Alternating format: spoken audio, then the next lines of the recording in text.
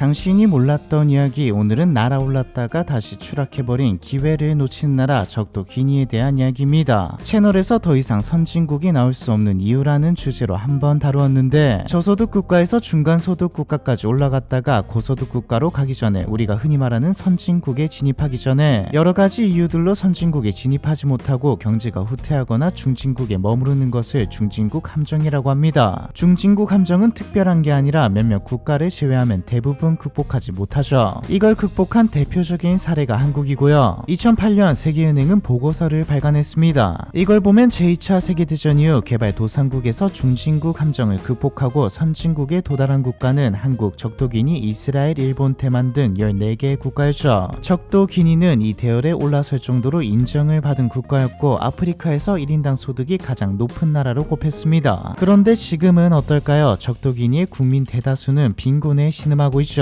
전체 인구의 3분의 2가 극빈 상태에 놓여있고 아동 사망률은 전쟁에다 현재까지도 내전으로 신음하고 있는 콩고 민주공화국과 비슷한 수준입니다. 전령 미공급 인구가 24%, 상수도 미보급 인구가 32%일 정도이고 깨끗한 식수에 접근할 수 있는 인구도 절반이 안 되죠. 상황이 이러니 중고등학교 이수율도 절반 정도입니다. 정치 쪽을 봐도 인권은 개나 준 수준이죠. 북한, 아프가니스탄과 어깨를 나란히 하는 최악의 독재국가이며 적도기니는 과거 스페인에게 지배를 받았는데 국민들은 차라리 스페인 지배 시절이 낫다, 지금이라도 스페인과 다시 합병하자라고 말하고 있습니다. 2023년 워싱턴 DC의 싱크탱크 프리덤하우스에서 내놓은 보고서를 보면 정치 권리는 0점, 시민 자유는 5점이 나왔는데 100점 만점이죠. 이것보다 낮은 국가는 찾기가 힘든 수준입니다. 고문은 흔한 일이고 적도기니의 블랙비치 교도소는 열악하고 잔인하기로 악명높죠. 살아나오는 게 기적이고 살아나오더라도 제정신이나 온전한 몸으로는 못 나온다고 봐야 합니다. 2008년까지만 해도 세계은행 기준 중진국 함정을 벗어나 선진국 반열에 올랐다고 평가받았던 적도기니는 어쩌다 후진국으로 돌아간 걸까요? 적도기니의 역사와 함께, 다만 역사는 진짜 중요 파트만 짧게 보면서 알아보죠. 앞서 말했듯 적도기니는 스페인의 식민지였습니다. 근데 신경을 쓰거나 투자를 하는 식민지는 아니었죠. 19세기 중반까지도 노예무역 기지로 활용되는 정도였습니다. 19세기 후반부터는 코코아와 커피 생산기지로 활용되기도 했지만 그렇게 엄청난 주목은 받지 못했죠. 투자가 없었기에 발전도 없었고요. 2차 세계대전 이후 세계 질서가 미국 중심으로 개편되면서 식민지들이 해방되기 시작했을 무렵 적도기니의 독립도 논의되기 시작했고 1968년 공식적으로 독립을 선포했죠. 초대 대통령으로 프란시스코 마시아스 응게마가 선출되었는데 적도기니에 대해 관심이 좀 있거나 들어본 분이라면 바로 응이라는 반응이 나오셨을 것 같네요. 지금 대통령 이름도 응게마거든요. 지금 대통령은 프란시스코 마시아스 응게마의 조카입니다. 초대 대통령 선거가 적도기니 역사상 유일하게 공정했던 선거였죠. 근데 대통령을 잘못 뽑아도 한참 잘못 뽑았습니다. 마시아스의 별명인 아프리카의 폴포트에서 알 수 있듯 말도 안 되게 잔혹하고 폭압적인 정치를 했거든요. 미친 것처럼 행동했습니다. 아니 진짜 약중독에 정신병까지 있었기 때문에 미친 게 맞았죠. 과장이 아니라 히틀러를 포함해서 독재자 나쁜 놈들 쭉 세워놔도 1등 충분히 먹을 정도입니다. 하나하나 다 나열하기는 힘들고 대표적인 것만 보죠. 일단 헌법 바꾸고 독재한 건 당연하고 당시 기니는 스페인에 투자도 거의 없었기에 기니 인구 중 고등교육을 받은 인구 자체가 수십 명 정도라고 봐야 했는데 이걸 탄압했습니다. 마시아스는 초졸에다가 머리도 안 좋았는데 열등감인지 뭔지 반서방 정책을 추진하면서 동시에 반지성주의를 외쳤죠. 똑똑하다, 공부를 좀 한다, 지식인이다 하면 아프리카의 순수한 정기를 오염시키는 존재로 간주했습니다. 뭔 소리지라는 생각이 드실 건데 진짜 그렇게 했죠. 이때 한 유명한 말이 모든 책을 불태워라입니다. 심지어 비유가 아니라 진짜 태웠죠. 모든 도서관이 사라지고 교과서가 불태워졌습니다. 타자기도 사용금지, 출판금지, 안경 쓴 사람은 너 공부하지라며 일단 죽였고 대학은 무슨 중고등학교도 존재하지 않았죠. 신발도 금지당했습니다. 아프리카적이지 않다는 이유였죠. 정부에 조금이라도 반감을 가진 사람은 다 죽였고 아니라도 죽였습니다. 집권기간 중 인구 중 3분의 1이 사망했고 수만 명이 버티다 못해 국가를 떠났으며 지식인들, 다른 나라 입장에서는 지식인도 아니었지만 죽거나 떠났죠. 살해당한 인구만 인구의 약 20% 정도고요. 결국 농업을 비롯해 모든 산업이 괴멸했고 야생에서 자라는 바나나 말고는 먹을 수 있는 것도 사라지게 되었습니다. 어이가 없는 건 위쪽 동네처럼 신격화도 했는데 이게 반지성주의에다 주변 주변에도 멍청한 사람들만 남겨놓았다 보니 군인들을 비롯해 관료들 심지어 국민들까지 마시아스가 마법을 쓸 줄 안다고 믿었다는 것이죠. 장난이 아니라 진짜 믿었습니다. 뭐 당연한 말이지만 못 썼지만요. 마시아스의 최후는 쿠데타였죠. 앞에서 나온 현직 대통령 테오도로 오비앙 은게마 은바소고 즉 조카의 쿠데타였습니다. 사실 오비앙은 마시아스의 신복이자 충성심도 꽤 강했는데 하나의 사건으로 인해 사이가 틀어졌죠. 장교 6명이 마시아스에게 임금 체납을 해결해달라 즉 월급 좀 주시면 안 될까요? 라고 말했다가 전부 총살당하는 일이 있었습니다. 근데 뭐 앞에서 나왔듯 사람 죽는 게 큰일이 아니었던 시기라 그다지 특별한 일은 아니었는데 오비앙에게는 특별한 일이었죠. 장교 6명 중에 한 명이 자기 동생이었거든요. 그러니까 마시아스는 월급 달라고 한 자기 조카를 죽인 겁니다. 결국 오비앙은 쿠데타를 일으켰고 마시아스는 재판에서 사형을 선고받고 죽었죠. 적도기니 사람들은 환호했습니다. 근데 삼촌을 죽이고 정권을 잡은 오비앙도 마시아스보다 덜하다 뿐이지 폭정과 살인, 인권 탄압 등 서론에서 나온 현재 적도기니의 상황만 봐도 나쁜 놈이라는 것을 알 수 있죠. 쿠데타 직후인 1979년부터 오비앙은 바로 대통령으로서 집권을 시작했습니다. 집권 초기 오비앙은 해방을 선언하고 정치범 석방과 망명자 귀환 장려, 경제활동 정상화 등의 조치를 취하긴 했죠. 스페인과 우호조약도 맺고 기술자도 받고 의사도 받고 새로운 헌법을 공포하며 행정부, 입법부, 사법부를 분리했습니다. 서양으로부터 원조도 받기 시작하면서 농업도 다시 시작하고 외국 투자도 좀 유치하려고 했죠. 근데 뭐 경제는 조금 나아졌을 뿐 크게 개선되진 않았습니다. 80년대 내내 적도기니의 경제를 떠받쳤던 것은 프랑스를 비롯한 서방 국가들의 보조금이었다고 봐도 과언이 아니죠. 1인당 GDP는 좀 올라갔지만 이건 스페인에서 온 사람들의 소득 때문에 올라간 거지 기업이고 뭐고 없었기에 국민들의 생활은 여전했습니다. 동시에 이 사이 오비앙은 알게 모르게 독재를 공고히 했죠. 새로운 헌법은 대통령에게 법률 제정과 의회 해산 등 모든 권력을 줬기에 사실상 독재를 용인하는 법이었고 군 통수권에다 치안 통제권까지 다 갖고 있어서 대적할 수 있는 사람도 없었습니다. 1987년부터는 아예 적도기니 민주당을 창설해 유일집권당으로 만들었죠. 이런 상황에서 독재를 끝내려면 두 가지 정도의 방법이 있습니다. 국민들 다수가 들고 일어나거나 실제적인 무력이 있는 집단, 군대에서 쿠데타가 일어나야죠. 전자는 독재자가 무자비하게 진압하면 실패로 돌아갈 가능성이 높고 안되겠다 싶어 국민들이 무장해서 대적하면 내전으로 이어집니다. 둘 다 나라는 개판이 되고요. 군사 쿠데타는 또 다른 독재가 시작되는 경우가 대부분이죠. 사실 한번 시작되면 독재 굴레에서 벗어나는 게 현실적으로 쉽지 않습니다. 오비앙은 국민들의 반발은 아예 못하도록 탄압했고 쿠데타는 명분으로 사용했죠. 다른 아프리카 국가들이 다당제를 도입하면서 국내에서 반발이 생겨나고 민주화에 대한 국제사회 요구도 거세지자 오비앙은 헌법을 수정해 다당제를 허용했습니다. 근데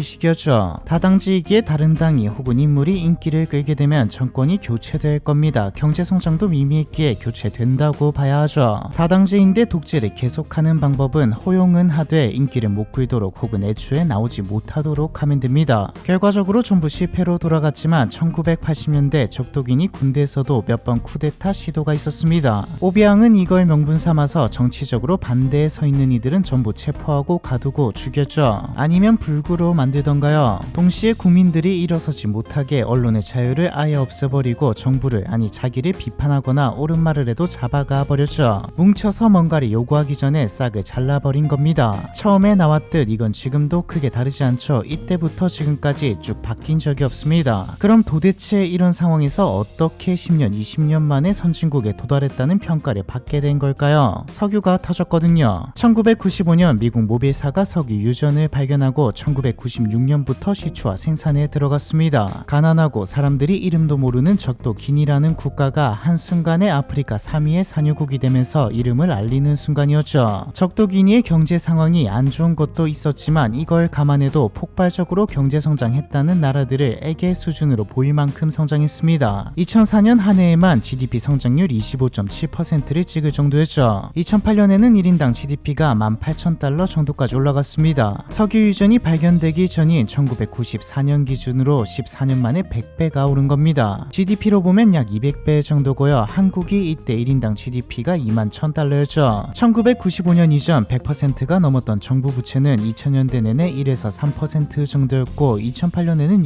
0%였습니다. 1인당 GDP를 계산하는데 두 가지 방법이 있는데 우리가 흔히 1인당 GDP라고 GDP라고 말하는 건 명목상 1인당 GDP입니다. GDP를 인구수로 나눈 수치이죠. 다른 하나는 구매력 평가를 기준으로 계산한 1인당 GDP가 있습니다. 쉽게 말해서 물가를 고려했다고 보면 됩니다. A 국가가 돈을 많이 버는데 물가가 비싸고 B 국가는 A 국가와 돈은 똑같이 벌고 인구도 같은데 물가가 싸다면 B 국가는 명목상 1인당 GDP는 같지만 구매력 기준 1인당 GDP는 높게 나옵니다. 국가마다 국민들이 선호하는 물건도 다르고 물가가 싸다는 것이 서비스의 질, 상품의 질이 같은 건 아니긴 하지만 의미 없는 수치는 아니죠. 2008년 구매력 기준 1인당 GDP로 봤을 때 통계를 내는 곳마다 조금씩 다르지만 미국을 넘어섰거나 비슷한 수준입니다. 아프리카 국가 중 유일하게 한국보다 높았고 세계은행이 선진국으로 언급할 정도로 높았죠. 자꾸 2008년을 언급하는 이유는 많은 분들이 예상하셨듯 이때가 최고점이었거든요. 적도 기니의 최고점이자 국제유가가 2008년 1월 사상 처음으로 100달러를 찍은 시기입니다.